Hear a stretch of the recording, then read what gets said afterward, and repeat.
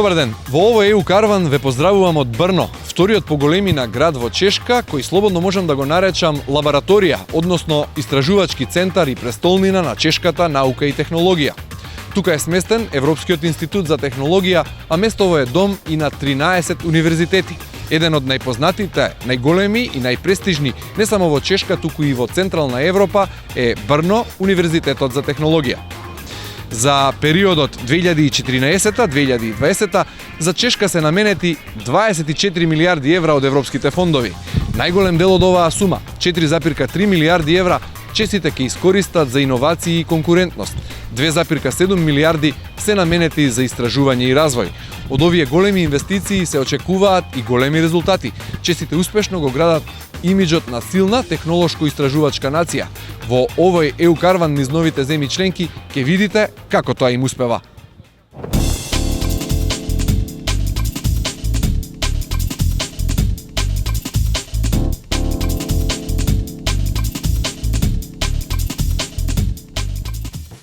Кристал кој плени, одлично пиво, добра храна со преубав одмор во кој може да се види и да се научи сешто. Тоа е Чешката република, земја во срцето на Европа, обиколена со прекрасни шуми. А во градовите, испреплетена историја и архитектура од која застанува здивот. Оваа земја нуди исклучително архитектонско наследство со импресивни дворци, историски мостови. Дури 12 градови во Чешка се прогласени за светско наследство на УНЕСКО. Број над 10 милиони и 500 илјади жители. Земја во која невработеноста е само 6,7%. Стана дел од европското семејство во 2004 година. Од тогаш влезот на странскиот капитал е во постојано нагорна линија. Од 90-та до 2013-та 104 милиарди евра се влезени во земјата како директни странски инвестиции. Податок за почит представува и следново. Економијата на земјата во последнава година се зголеми за 4,2% и представува најбрзо растечка економија во Европската Унија.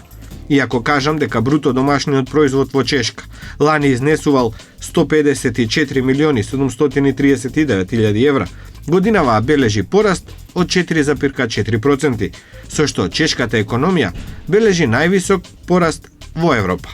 Индустријата е главна гранка, пошто следи трговијата и туризмот. Чешката автомобилска индустрија вработува повеќе од 150.000 луѓе и е одговорна за повеќе од 20% од вкупното производство во земјата и чешкиот извоз. Гледано низ бројки. Чешка лани извезла машини и транспортна опрема, суровини и материјали, гориво, хемикали во вредност од 147 милиарди и 300 милиони долари, додека увозот во земјата е помал за 12 милиарди. Целта на Чешка е да оствари конкурентна економија, рамномерен развој на територијата, привлечна средина, отворено, флексибилно и кохезивно општество. Сето ова го реализира преку фондовите на Европската Унија. За периодот од 2007 до 2013 Чешка имаше на располагање 26,7 милиарди евра. Во периодот од 2014-2020 година за Чешка се издвоени средства во висина од скоро 24 милиарди евра. Најмногу од овие пари ќе одат во регионалниот развој, иновациите и транспортната инфраструктура. Не дека има застарена инфраструктура, туку напротив, брзото темпо на живот, зголемениот број на туристи и економијата наметнуваат неопходна модернизација. Од друга страна пак, намерата на Европската Унија е дека средствата кои ги дава во најголема мера треба да придонесат за остварување на стратегијата 2020. Стратегија за паметен, одржлив и инклузивен раст, што е долгорочна визија за развој на Европската Унија. Плановите за развој се едно и се големи. Сепак Чешка знае да ужива и да пружи уживање на туристот, како одмор од силните бројки погоре. Ќе се навратам на гастрономијата. Да сте во Чешка, а да не ги вкусите колбасите и свинската коленица, речи си е незамисливо. Само ќе ви кажам дека се вистинско гастрономско уживање. Да, па кога ќе ги залеете со чешко пиво, едноставно не сакате да станете скоро и да заминете од таверната каде што сте заседнати. Традицијата на производство на пиво во Чешка е повеќе од 1000 годишна. Не е ни чудо што ја нарекуваат татковина на пивото.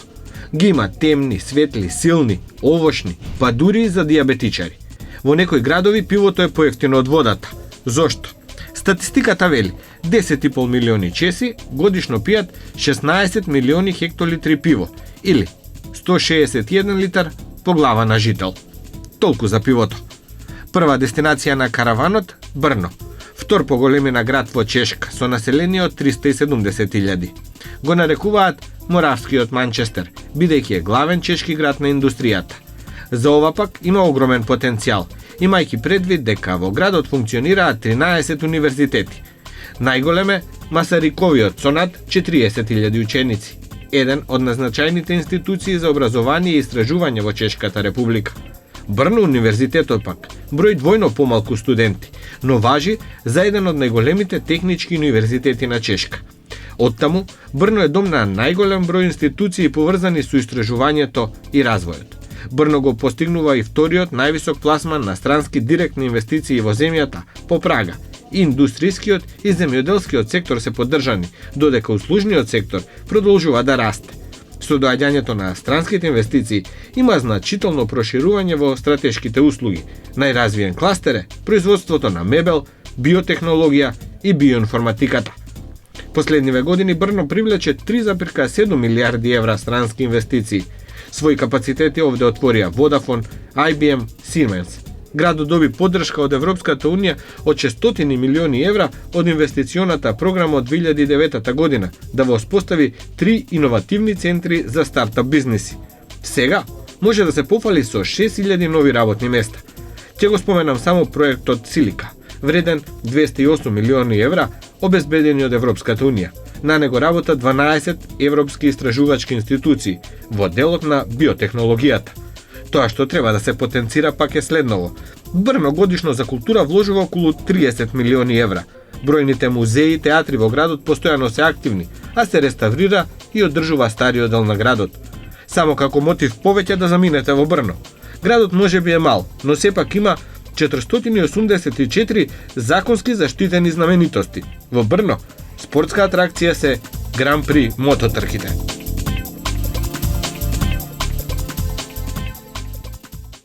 Основан во 2011 со одлука во Брисел и со пари од европските фондови, Сейтек институтот денес е гордост на Брно кога станува збор за науката.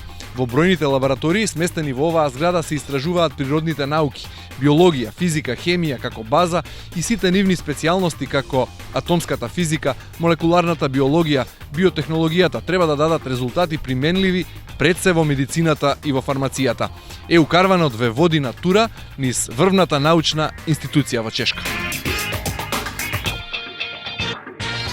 Следува разговор со професорот Владимир Скленар од Сейтек институтот во Брно. Mr. Sklenar, Professor Sklenar, tell us please something more about Сейтек. When was the institute established and what are its goals? Okay, first of all, welcome to the Сейтек and to city of Brno, city of Johann Gregor Mendel, as you probably know. Сейтек is a joint project of 6 leading academic and research institutions in our city, namely Masaryk University, Brno University of Technology, University of Veterinary and Pharmaceutical Sciences, Mendel University in Brno, Research Institute of Veterinary Medicine and of Institute of Physics of Materials, which belongs to the Czech Academy of Sciences. This project started in year 2011 and now at the end of 2015 we are finishing the first stage of the development. The project is funded from the European funds for structural developments, which came to Сейтек through the program of the Czech government. The overall funding is quite generous, it's over 200 million euro. And the Сейтек project covers 2 major fields. One is the life sciences field and material sciences.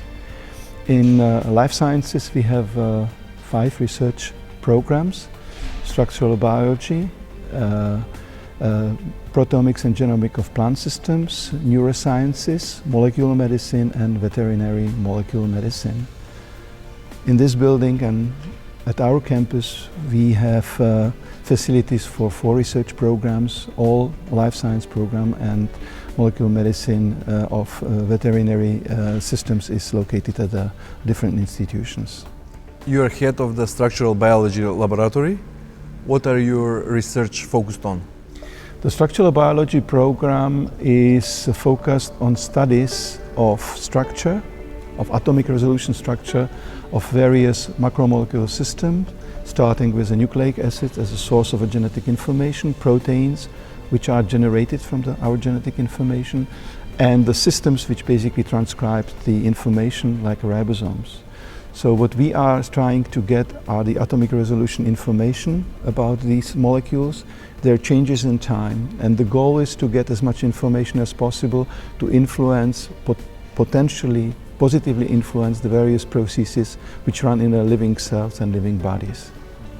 The program is based on activities of 15 research groups, and these research groups have various research topics, but all of them basically looking at the structure of macromolecular systems. What is your final goal? Who can use the outcome of your researches? Our research is mainly a basic research, which means our primary outcome is our publications, and of course we are trying to publish in the top journals. But of course these results form a basis which can be used by pharmaceutical and biotechnological companies to influence to be involved in the development of new drugs or new compounds which can be beneficial for the plant developments, for example. So in agriculture, it's one of the potential outcomes. And of course, treatment of the animals which are used for economic purposes. Medicine and pharmacy? Also? Medicine and pharmacy, yes, true. What is your opinion? Why is Brno well known not only in Czech Republic as a capital of science and technology and biotechnology? I think it mainly goes back to the history because, as you probably know, Johann Gregor Mendel, who basically discovered the rules of modern genetics, lived here and worked here and made his famous discoveries in the city. So basically already from the 19th century the bio research and biotechnology has been in the center of interest of research institutions, and Brno is the second largest city with a large number of prime research and academic institutions with a huge number of students, and this is also essential. This is of course essential to generate the team or to produce the teams which can be involved in this top class research.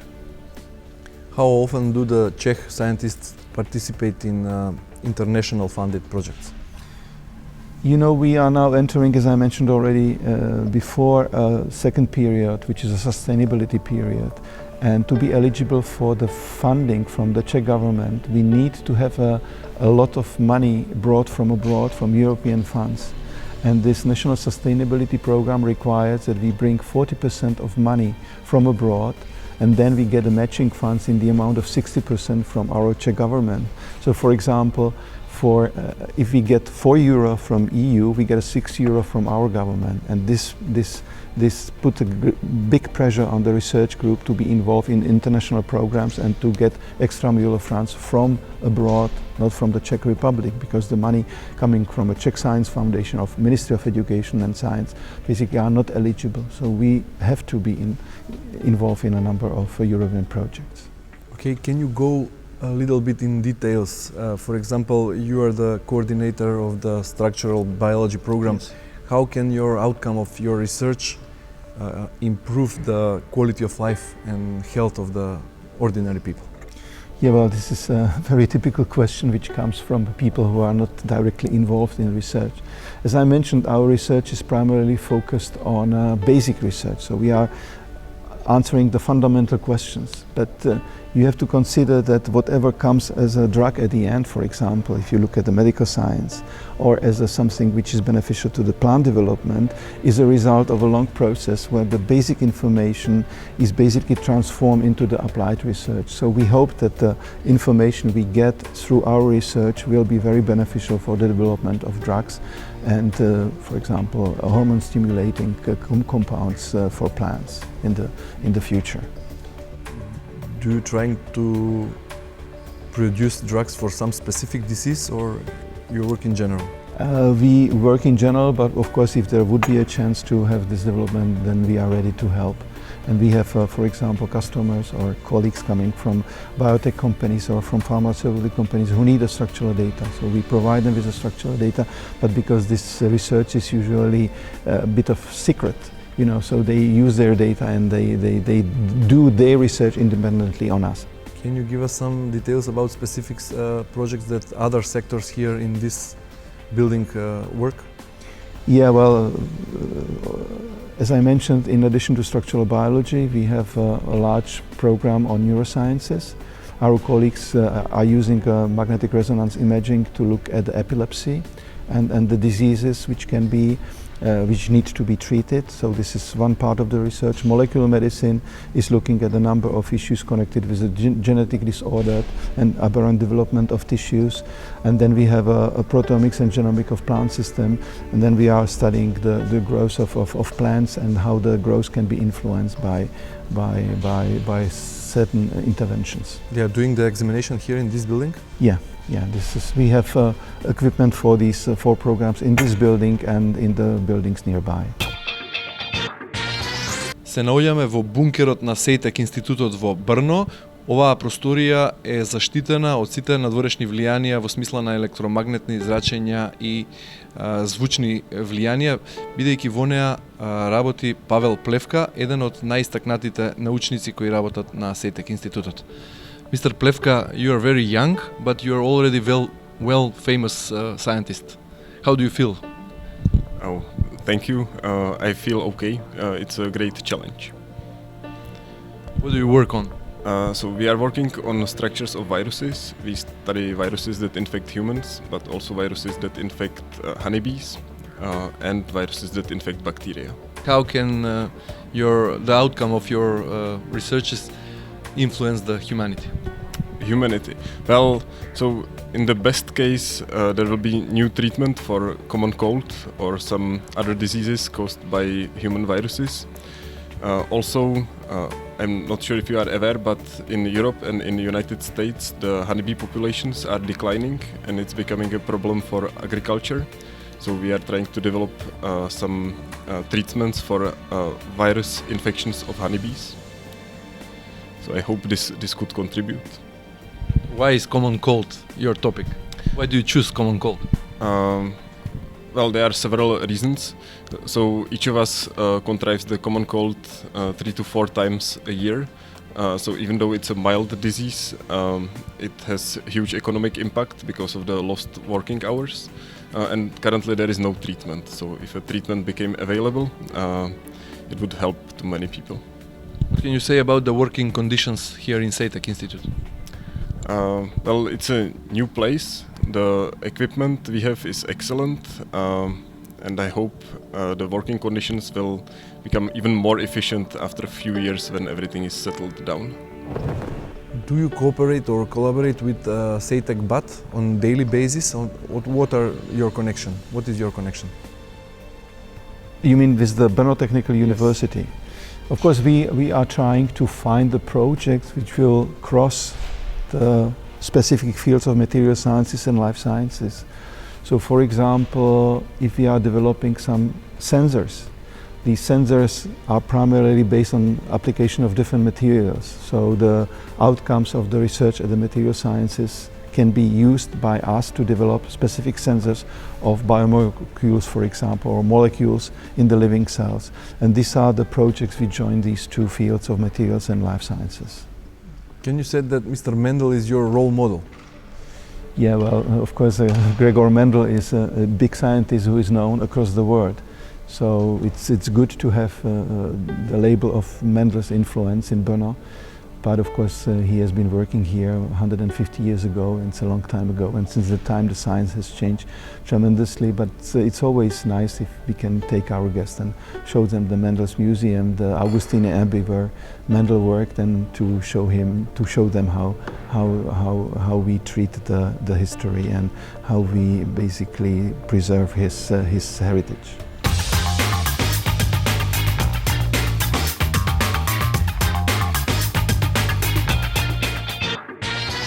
What does the Czech Republic in general do to attract and to keep the young and talented researchers? It's a very good question, because young talented people are the future of the research institute, and the same is valid for Сейтек Research Institute. And it means we started with 3 PhD study programs. One is fully concentrated to material science. The second one is fully concentrated to life science, and now there is a third study program which will be interleaved between both parts. It means it is on the border or on the edge between material and life sciences. And now it is at the accreditation commission, and we hope we will succeed with it as well. And the first students will come during the beginning of next year. But not only new PhD students are necessary for us, but we are attracting and supporting young scientists, young postdocs.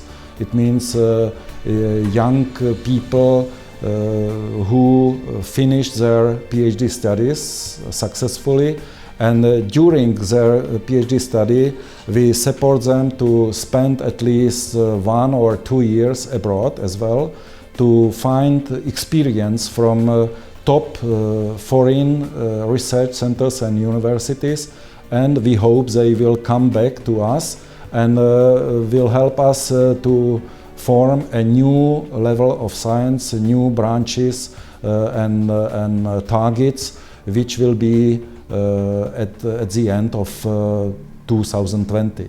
So the support of young people is essential. It's essential, and it means really the future of our research institute.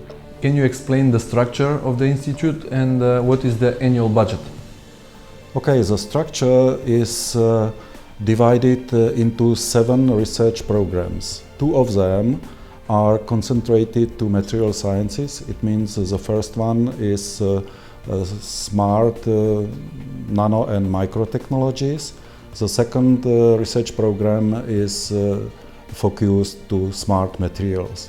And there are also 5 programs which are focused to life sciences, starting with structural biology, via human medicine or plant systems, neuro and mind sciences, and veterinary medicine. It means there are 7 programs, and together they are formed by more than 60 research groups. And the total budget for this, it was for 5 years, starting with 2011, and now we are at the end of funding period 2015. It was more than 200 million euros together. Everything was provided by European Union. We applied for this project during 2010, but after 6 or 5 years of preparation the application, because it was very complex.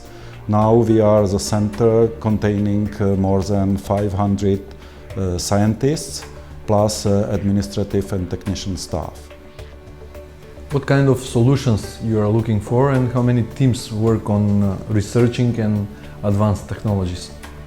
There is, especially in this part, which is located at Brno University of Technology, there are 2 programs which are specialized for this material science, and together there are 18 research groups, and they are analyzing new methods, new technologies for nanostructures. It means preparation, nanofabrication, nanocharacterization, testing, and final packaging of new systems, and also looking for new materials in this research program, smart materials, which are especially in metal, magnetic field, in polymers, and in special cases for composites. So in this field is working more than 250 scientists together. The modern labs are essential for top research results. What kind of equipment does CEITEC have, and what is the dynamic of introducing new modern technologies here?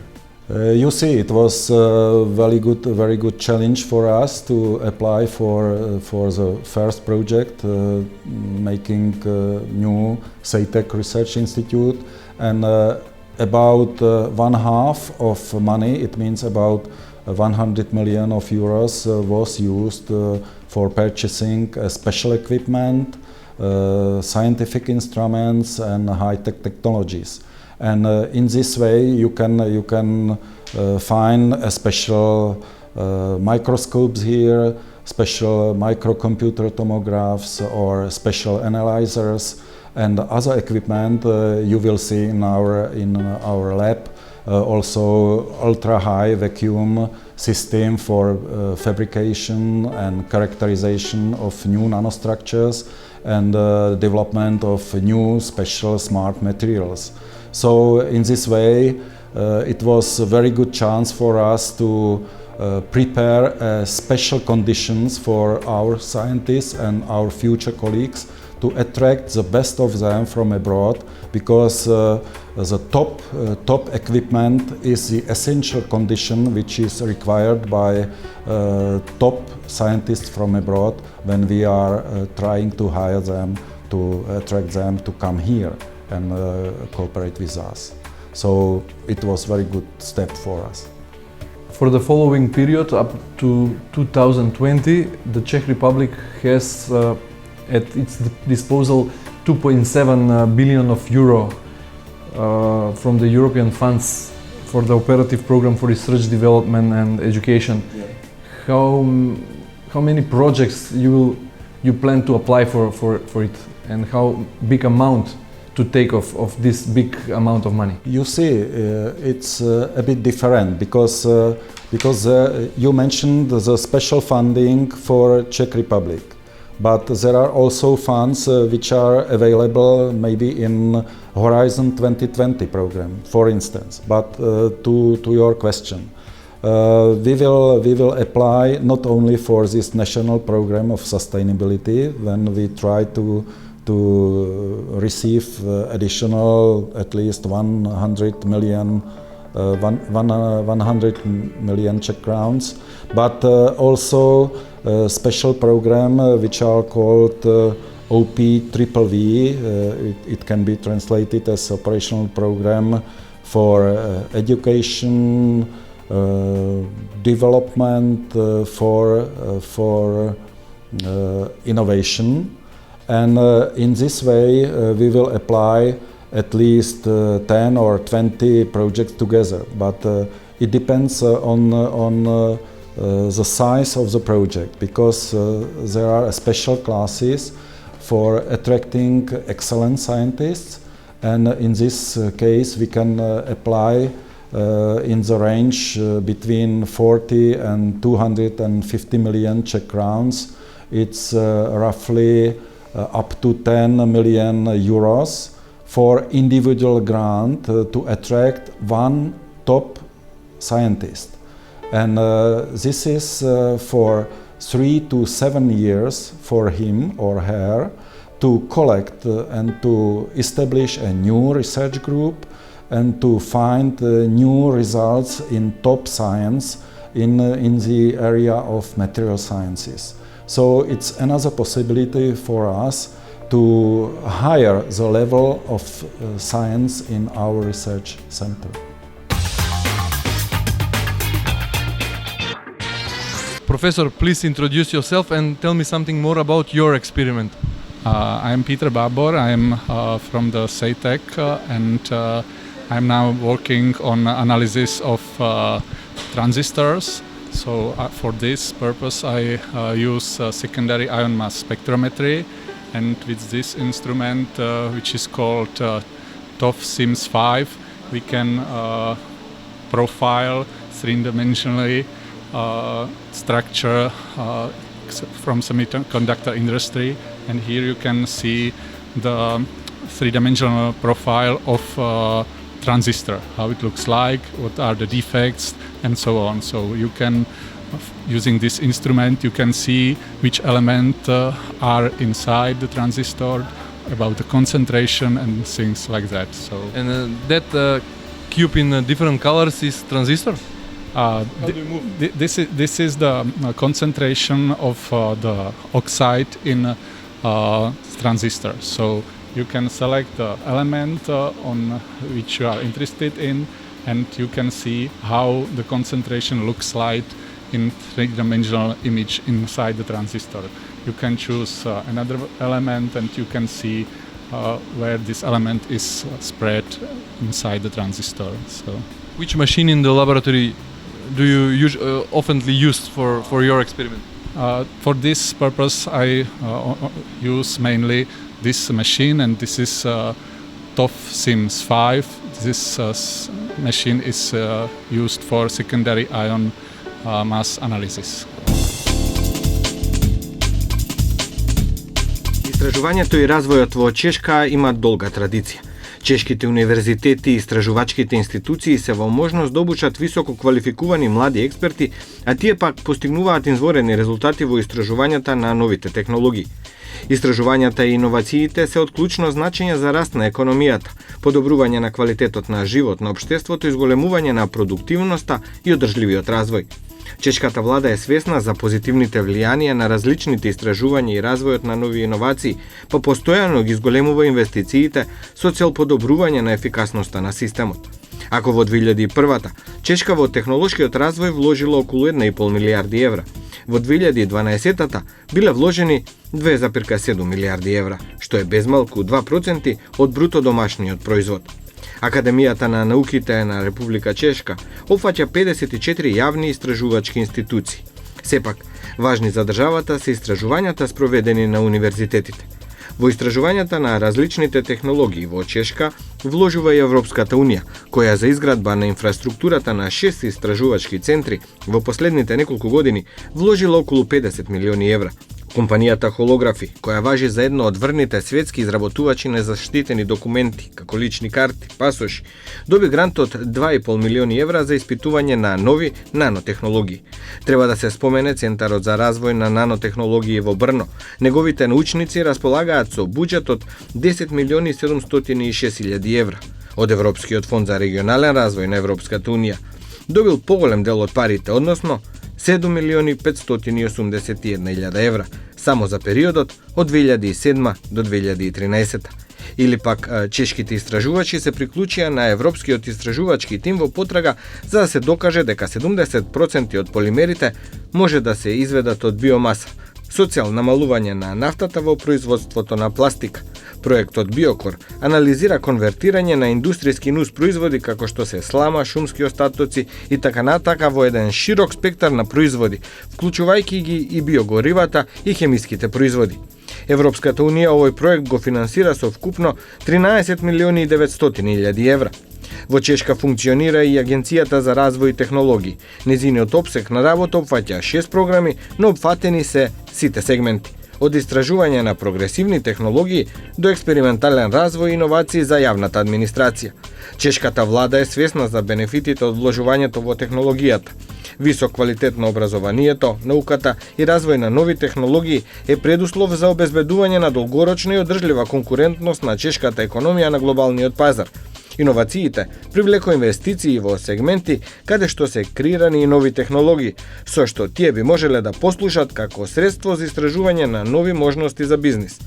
Иновациите се значаен столб на меѓународната стратегија за конкурентност на Република Чешка. А дека Чешка има традиција во иновациите и технолошкиот развој, ќе споменам само неколку работи. Тука е создадена коцката шеќер. Крвните групи се означени, но и контактните леки се создадени во Чешка. Носат годишен профит од милијарда евра.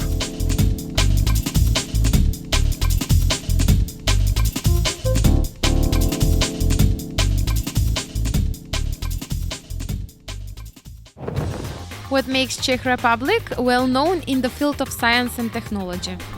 In science and technology, well, I'd probably have to say it would be the medical industry, which is fairly well known. There's a well-renowned, what would you call it, a myocardial clinic in Brno. Then I'd say that there's probably quite a few very good IT people. So IT, medicine, maybe chemistry. I know quite a lot of people are good at chemistry here. Well, in science, they have plenty of good sciences, like old ones. For example, in biology, they have Mendel. which is very famous. And in technology, these last years they've been like making some outsourcing services in technology and IT. Technology are advanced in Europe, and Czech Republic are in the middle of the Europe, and they accomplish all the technologies that are going on in the moment. Does the technology sector is better after the membership in EU? It probably is in some respects. With funding from EU, we'd have more money than we would have otherwise. So in some respects, definitely, yeah. Yes, sure. As I told you, like for example, the technology, one of the biggest technology holder here in company in Brno is IBM, and we have like a lot of connections because of their partnership in European Union, such as France, Italy, or Germany. So this is very fructive and very effective for the development of technology.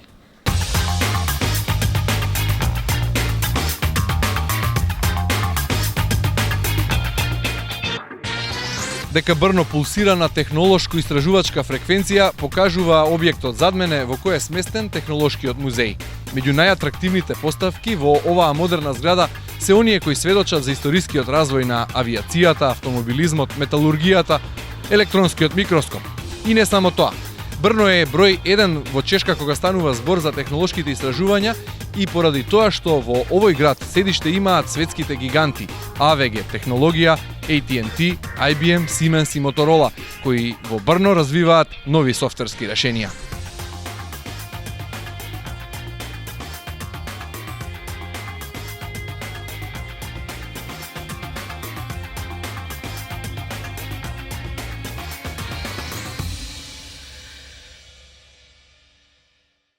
Во Музеот за технологија во Брно разговараме со еден од директорите, господинот Петар Некужа.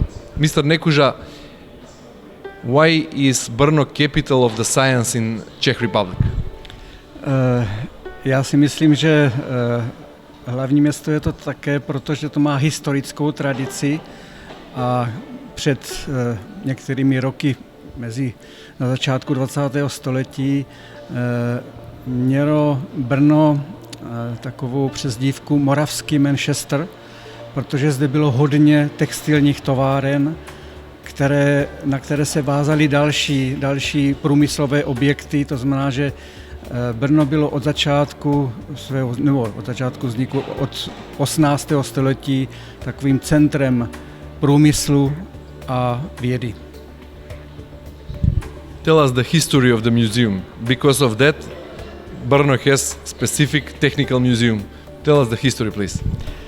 Tak jako historie Technického muzea v Brně bych se dalo říct, že je už na konci 19. století, kdy zde v Brně vzniklo umělecko-průmyslové muzeum. Potom po první světové válce vznikl tady v Brně archiv technologií a průmyslu a po druhé světové válce vlastně ten archiv pokračoval a v roce 1961 jsme se osamostatnili jako Technické muzeum v Brně. How many exhibitions do you have in the museum and what is their story? Tak u nás teď máme 12 stálých expozicí a některých krátkodobých výstav. A teď připravujeme 13. expozici, která bude zaměřena na výpočetní techniku a optiku. Ty expozice vlastně trošku tak jako vyjadřují strukturu našich sbírek. To znamená, že je tady stále expozice věnující se dopravě, průmyslu, jemné mechanice, ale i třeba technice domácnosti nebo sdělovací technice. How many visitors a day you have here? Tak průměrně denně se může ta návštěva u nás tady může být třeba 300-400 návštěvníků. Za rok to je asi kolem 100 000 návštěvníků v našem Technickém muzeu v Brně. Is the number of visitors increased since 2004 when Czech Republic became European Union member state? Tak Myslím si, že také to mělo jako vliv, ale nebylo to tak jako nějaký velký nárůst, to nebyl. Bylo to prostě postupně a pořád máme zvyšující se návštěvnost Technické muzeum. Истражувањата базирани на соработка меѓу универзитетите, Академијата на науки и специјализираните истражувачки центри резултираат со големи и важни изуми. Европска Чешка денес се гордее со своите научници и истражувачи кои ги откриле или усовршиле пластичниот експлозив, модерните контактни леќи и современата категоризација на крвта во 4 крвни групи. Во овој ЕУ карван посветен на науката и технологијата во Чешка заслужува да биде спомнат уште Владимир Ремек, чешки космонаут и прв човек кој патува во Вселената, а не е од Америка или од поранешниот Советски сојуз. Довидување на следната станица.